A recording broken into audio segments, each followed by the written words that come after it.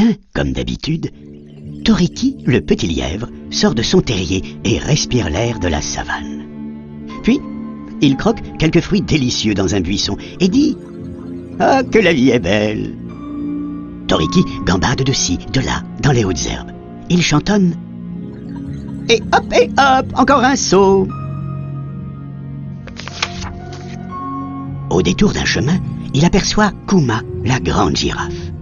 Celle-ci tend son long cou vers le sommet d'un baobab. Gourmande, elle y cueille les feuilles tendres.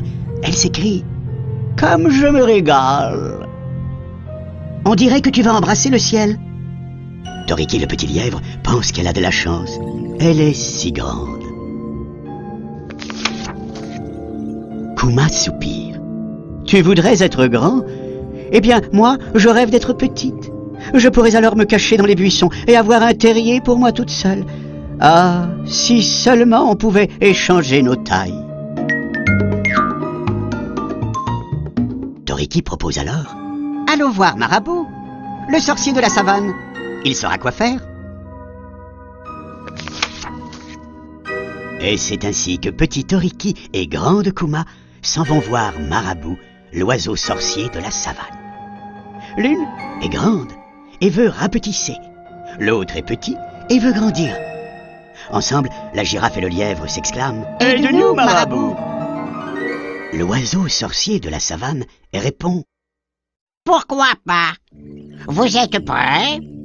À la 1, à la 2, à la 3. » Et hop, voici Kuma et Toriki transformés selon leurs désirs. Kuma est heureuse. Elle gambade dans les petits buissons. Et hop, encore un saut. Et hop, encore un fruit à croquer. Maintenant, elle se cache de Toriki. « Coucou, Toriki! Vois-tu comme je suis bien caché ?» Toriki, lui, est le plus heureux de tous les lièvres. Il est si grand qu'il peut croquer les feuilles tendres de l'arbre de Kuma. Et maintenant, il déclare « Je peux embrasser le ciel !»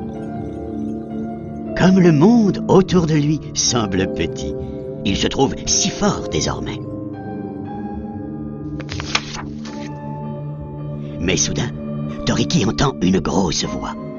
C'est Messire Lion qui passe par là et qui gronde « un gros lièvre pour mon déjeuner. » Catastrophe! Il faut fuir, et vite! Mais ces grosses pattes de lièvre ne font que de tout petits sauts, et pas question de se réfugier dans son terrier. Toriki s'écrie « Au secours! Je suis perdu !» Non, car Kuma surgit devant Messire Lion. Elle demande « As-tu déjà croqué une petite girafe dodue ?» Le lion n'en croit pas ses yeux. Une girafe minuscule. Miam. En apéritif, cela doit être délicieux. Il jette un œil sur le lièvre en déclarant « Toi, je te mangerai plus tard. »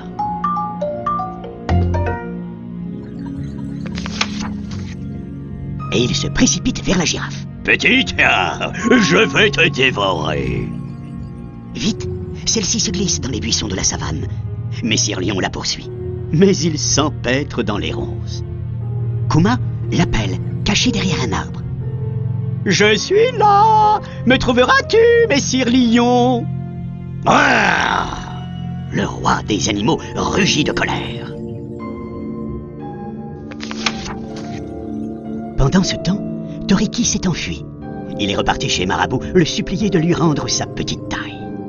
« Ça n'est pas si facile de changer de peau. »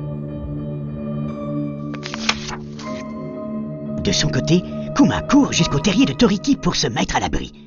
Elle s'y glisse. Mais bientôt, la voici plongée dans l'obscurité la plus totale. Elle panique. « J'ai peur! Il fait bien trop noir ici! »